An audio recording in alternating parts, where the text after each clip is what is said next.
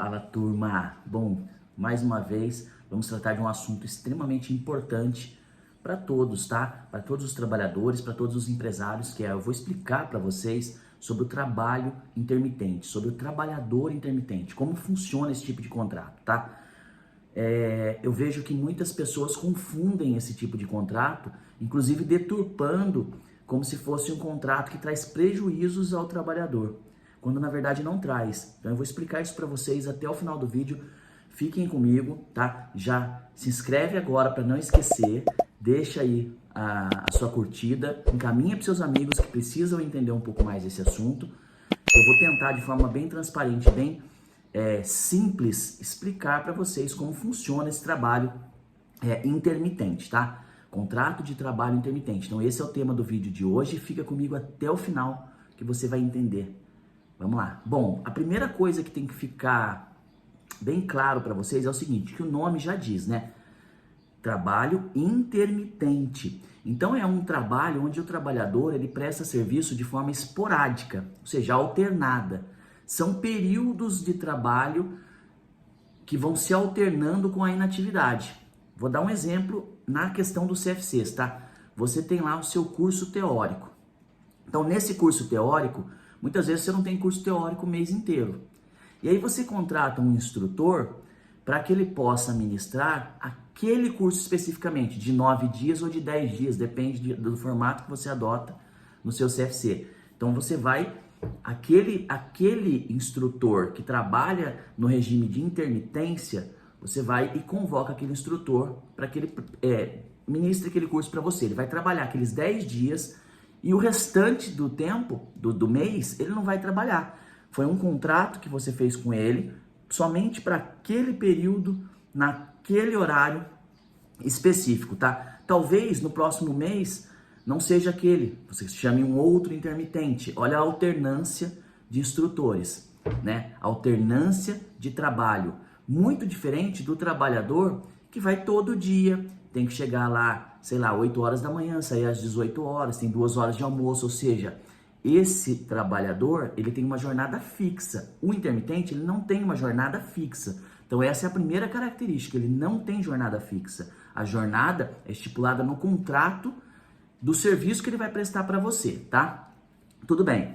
Então ele vai ser convocado para prestar os serviços quando necessário, tá? Você não tem aquela regularidade de dar serviço para ele diariamente. Se fosse assim, ele não seria intermitente. Então, para determinado serviço, chama aquele funcionário. Beleza.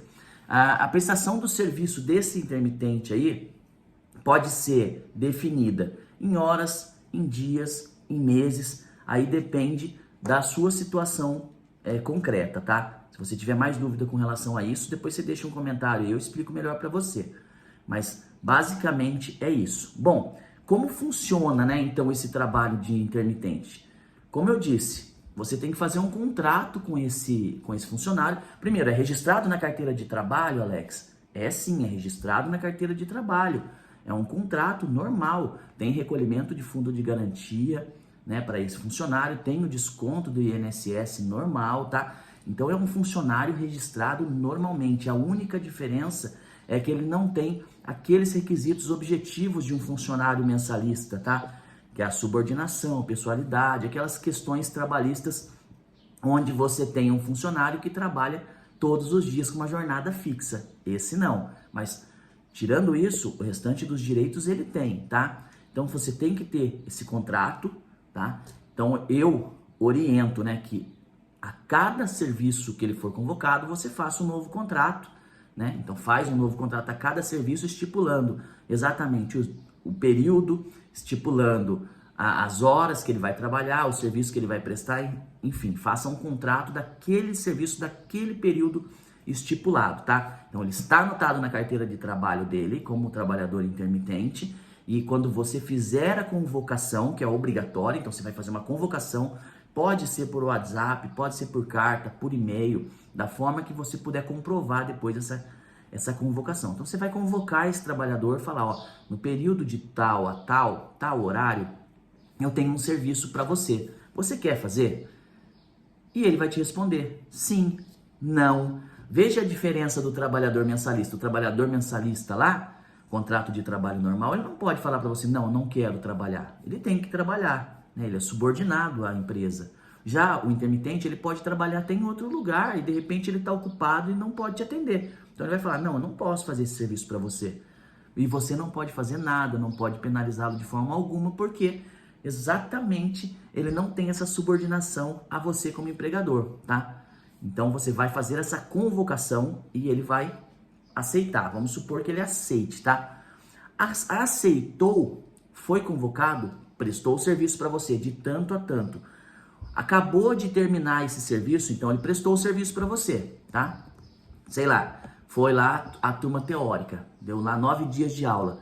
Quando ele concluir, você tem que acertar com ele as verbas. Então, diferente do outro, você vai pagar aquele contrato para ele. Então, o que você vai pagar? Aí você que é trabalhador intermitente vai entender, tá? Você vai receber o salário correspondente àquele período.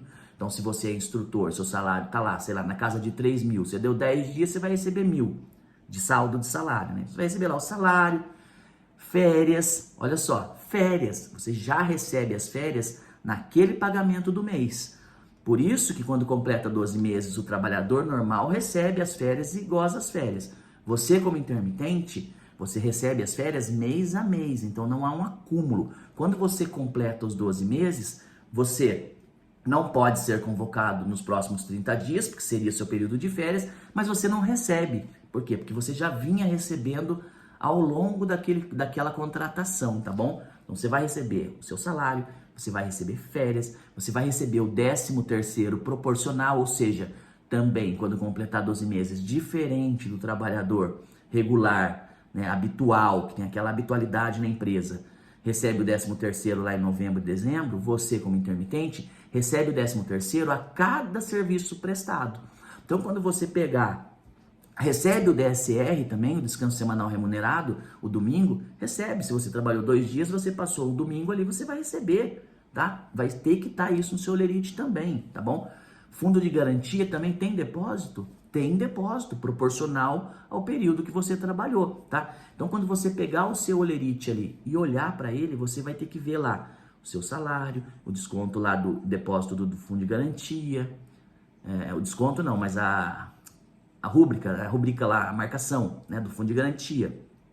Você vai ter que ver a rubrica do fundo de garantia, você vai ter que ver lá o 13º, você vai ter que ver lá as férias. Então, você vai ver que seu pagamento por aqueles 10 dias, ele vai ser bem mais alto do que se fosse 10 dias de um funcionário regular. Por quê? Porque o regular, ele não recebe o 13º e as férias no mês, ele recebe só nos seus respectivos períodos que ele vai gozar as férias ou no período do pagamento do 13º, tá? Só que, muitas vezes, o intermitente trabalha lá ao longo do ano e chega lá no final do ano ele vê os outros funcionários recebendo 13º, fala, nossa, eu não vou receber, só que ele já recebeu a cada mês e o outro não recebeu. Ficou claro? Bom, eu acho que esses pontos são pontos bastante importantes para que vocês entendam bem o trabalho intermitente, mas tem mais algumas coisas que eu quero comentar com vocês. Mas deixa eu pedir mais uma vez, se você ainda não se inscreveu, já se inscreve, por favor, no meu canal, né? Deixa sua curtida, encaminha para seus amigos, né? Eu trago informações para vocês sobre o direito do trabalho, principalmente questões relacionadas a autoescolas, né? Que é o meu ramo de especialidade, né? Por eu ser advogado e empresário de autoescolas, eu acabo atuando muito nessa área, trabalhista ou não trabalhista, eu atuo bastante nessa área. Então, é importante que vocês encaminhem, né, esse conteúdo para as pessoas que são do nicho, as pessoas que são relacionadas a esse universo das autoescolas aí, ou até mesmo quaisquer outras pessoas, porque eu estou falando de trabalho intermitente, isso serve para qualquer um, não é só para autoescola, para que a gente leve informação de qualidade para essas pessoas, tá? Bom, então quais são os direitos desse trabalhador intermitente? Basicamente eu já passei para vocês acima, tá? Então ele também tem direito ao salário proporcional ao tempo que ele trabalhou, ele tem direito às férias dele, que ele recebe no final daquele contrato que ele prestou, ele tem direito ao FGTS, ele tem direito ao 13º proporcional também àquele período que ele trabalhou, e ele tem também contribuição previdenciária como os demais, desde que seja proporcional, se não atinge determinado valor ele complementa, mas a princípio, no caso principalmente dos instrutores, ela vai atingir.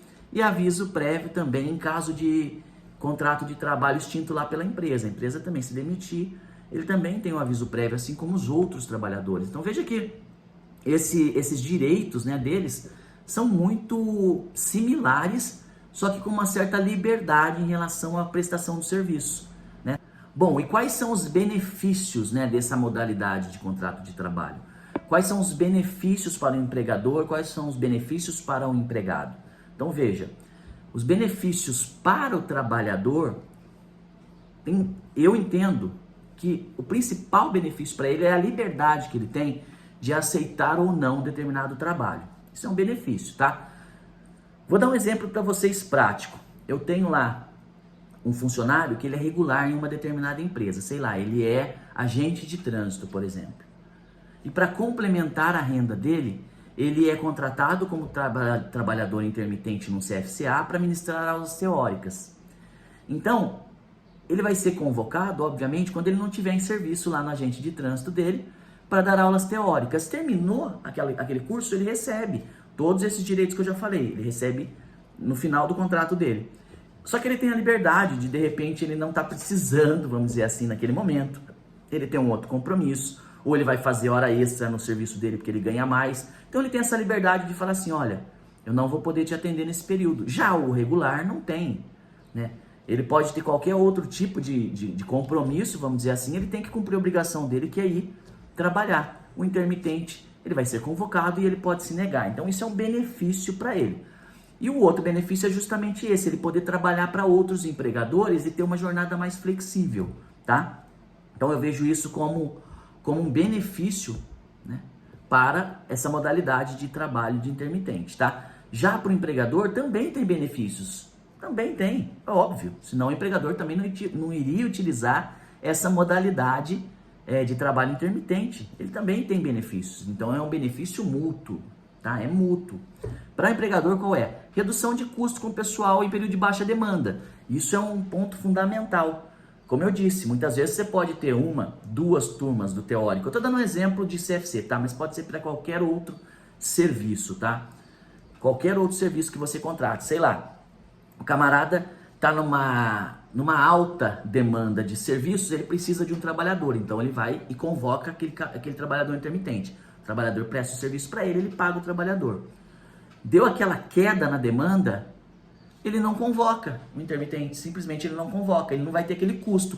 Tem como fazer isso com o trabalhador mensal? Já não tem como fazer isso. Por quê? Porque você é obrigado a garantir para ele aquela jornada de trabalho para a qual ele é contratado.